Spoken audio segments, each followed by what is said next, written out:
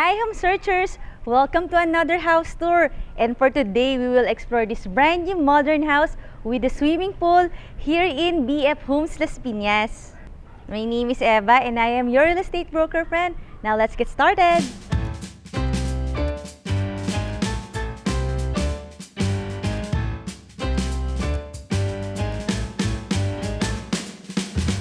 Meron tayong 4-car garage, kaya meron ditong gate. Tapos meron pa rin doon. So tagdalawa sila. Ang lot area ng property na to ay 280 square meters. At ang floor area, 400 square meters. At ang orientation niya is facing southeast. So morning sun pa rin siya.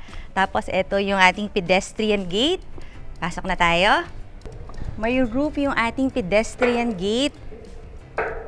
At ito na nga yung unang 2-car carport.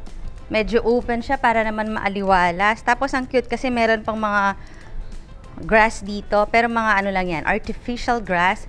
2-car garage here and another 2-vehicle carport here. O diba ang dami mong, 4 talaga na sasakyan ng kasya dito. At yung malalaki ha, meron kang SUV or van, pwede siya na dito. Tapos para naman talagang medyo tropical ang inspiration natin. May mga bamboos dito. Tapos may malaki ka rin ditong garden. Meron ka ring grass na faux grass lang naman siya. Para naman kahit hindi mo siya madiligan, okay, ganyan pa rin ang kulay, talagang evergreen.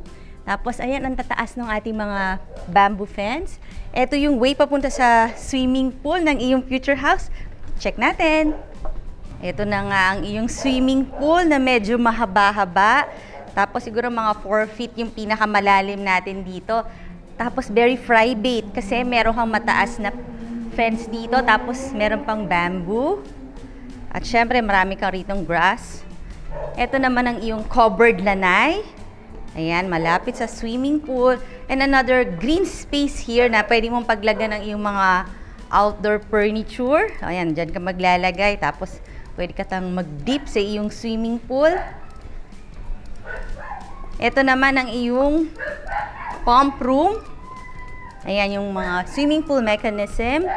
Tapos meron ditong access papunta sa iyong maid's room na may sariling bathroom.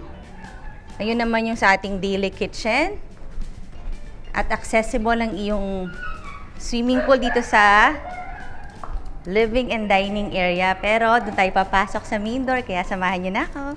Nasa loob ng isang safe, gated and flood-free subdivision ang iyong future house. Meron kang malaking main door. Meron kang automatic doorknob dito. May mga side lights. At bago natin ipagpatuloy ang ating house tour, request ko na i-click mo na yung subscribe button ng ating channel na Home Search Philippines para updated ka lagi sa mga videos na magagandang bahay. At pasukin na natin! And welcome to your expansive interior. Meron tayong malaking main door. May mga side lights pa yan dito. Mga glass para naman mas maaliwalas yung loob ng ating house. Nadadagdagan pa yan ng glass walls na ito. So, ganito yung mga modern houses. Talagang maaliwalas sila. Especially during daytime, hindi mo na kailangan mag-on ng lights. Tapos meron ka pang window dito. Awning type para kahit na may ulan, pag binuksan mo to, hindi papasok yung raindrops. So, napakaluwag ng iyong living area. At syempre, ito na kagad ang dining area. So, open layout yung ground floor ng iyong modern house. Dito kahit mga 10-seater dining set, kasyang-kasya. At saka regular yung size niya. Ano siya? Squarish. Tapos meron ka ditong kitchen. Ito, double na rin as your breakfast nook. So, kasya dito kahit mga 4 na chairs. Tapos ito, made of wood talaga siya. Two-toned. Ito naman, marble type. So, dito yung prep area mo. Even here sa side na to, pwede ka maglagay ng mga chairs para naman magamit mo siya as your breakfast nook. Tapos dito ka na magpe-prepare ng mga pagkain. Black yung ating countertop. Marble siya, oh. Tapos I think dito ka pwedeng maglagay ng cooktop. Tapos dito yung range. Yung mga cupboards natin, mga modular. Tapos mga soft close na rin siya. Hindi na nilagyan ng mga handle para talagang modern. Dito na lang sa ilalim. May space naman para buksan. Tapos malaki pa rin dito.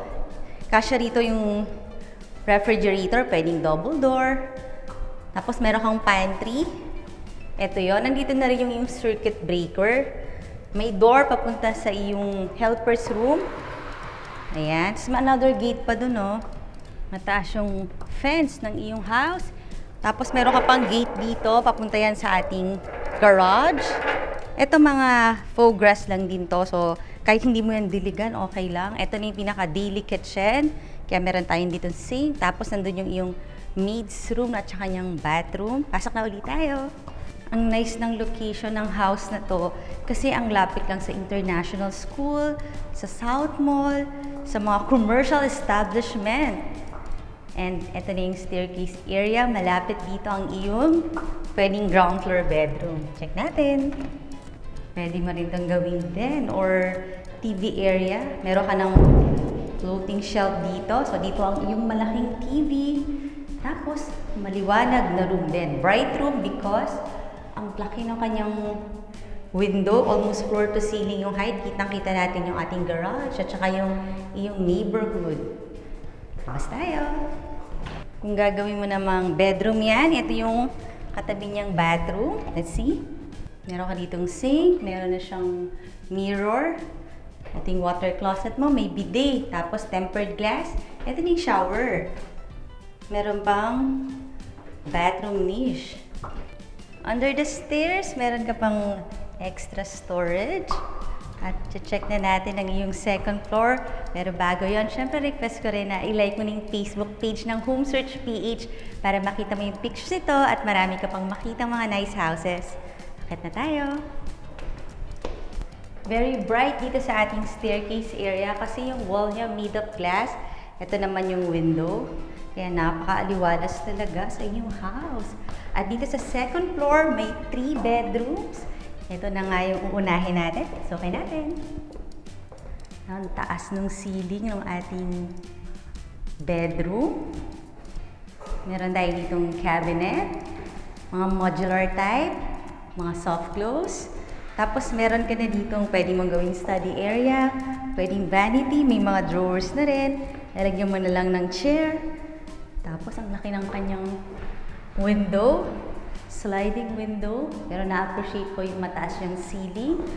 Ang maganda sa bedroom na to, may sariling balcony. Check natin. Medyo pahaba ang iyong balcony. May mga design dito na wood. Tapos dun sa part na yun, may tempered glass. Kita naman ang neighborhood ng iyong subdivision. Pasok ulit tayo. May very own bathroom ang iyong bedroom. Let's see. Medyo malaki-laki ang iyong bathroom. Meron kang mirror, doubled as medicine cabinet. Ang dami pong mapapatong dyan. And you have your sink. Ito ang ating shower area, double shower. Meron ka pang bathroom niche. At may bidet na ang iyong water closet. Let's see other bedroom. Dito sa hallway, may makikita kang ganito. Nahihila siya, tapos magkita mo yung ladder. Dahil parang attic type yung storage area ng house mo. Malaki-laki rin yan, ha? And second bedroom here on the second floor. Wow, sobrang taas naman ang ceiling ng bedroom na to. Yung isa sa mga remarkable na mapapansin nyo dito sa iyong future house. Meron ka ritong cabinet. Tapos dito ka pwedeng maglagay ng bed kasi nandun yung mga outlet for TV. And you have your panoramic windows overlooking your community. Tapos meron din tong own bathroom. Tingnan natin. Sizable yung mga bathroom. Tapos meron ka na ritong medicine cabinet, merong mirror. Yung sink mo medyo malaki-laki. Ito naman mga tempered glass, double shower. Yung bathroom niche mo mahaba din. At yung water closet, meron ng bidet. May provision to for cable or PLDT. Ayan yung mga outlet. Kaya dito ka pwedeng maglagay ng iyong media wall. Pero pansin nyo talagang ang taas ng kanyang ceiling. At puntahan na natin ang iyong master bedroom. Ito na siya. At itong master bedroom, sobrang taas din ng ceiling. Meron din siyang provision for PLDT, for cable. Ito yung media wall mo. Pwede ka rito maglagay ng bed. Kahit king size bed, okay na okay yun. Tapos meron din siyang balcony. Check natin. Pahaba rin yung kanyang balcony. Mga tempered glass to. Tapos kita ko dito yung swimming pool. Mataas yung iyong fence, kaya may privacy ka sa swimming pool mo. Tapos sa part na yun, nakikita nyo may water tank dito. Although 24/7 naman ang Maynilad water supply dito sa BF Homes, pero just in case lang magkaroon ka ng water interruption, hindi ka matatakot kasi meron kang water tank. Asma tayo ulit. Sa mga viewers natin dyan na may lot na gustong patayuan ng kanilang residential house or kahit commercial building, pwede nyo akong tawagan kasi may mga partners tayong reliable architect, builders, contractor, kaya tawag ka lang. Ito yung pupunta sa iyong walk-in closet. Wow! Ang ganda! As in, merong second floor ang iyong walk-in closet. Pero dito sa side na to, ang dami mo ring mga cabinet. Tapos glass yung kanyang mga doors. May mga ilaw pa sa loob. Dito sa part na to, meron kang vanity area. May mga drawers, soft close. Lalagay ka na lang ng mirror dito. Pero maganda rin kasi maaliwalas dito dahil may mga windows din. Tapos sa part na to, meron tayong mga medicine cabinet. Double na rin na mirror. O, diba? Ang dami mo mang pwedeng ipatong dyan. Tapos, ito na yung iyong water closet. At napansin ko lahat meron ng bidet. Dito naman sa part na to, ang iyong medyo pahaba rin na shower area. Double shower. Mga color brand yung iyong shower. Ang haba ng bathroom dish. Kasi lahat ng mga skincare, hair care mo dito. Tapos, meron pa rin window. So, pwede mo yung buksan para mas presko sa iyong bathroom at walk-in closet. Alam mo yung mga bahay na nasa Ayala, Alabang, parang may ganito ako na-encounter na eh. May second floor ang walk-in closet. Kaya, check natin. Let's go up. Ito na nga ang iyong second floor na walk-in closet. From here, maganda yung view niya. Mga tempered glass din to. Ang laki pa, no? So,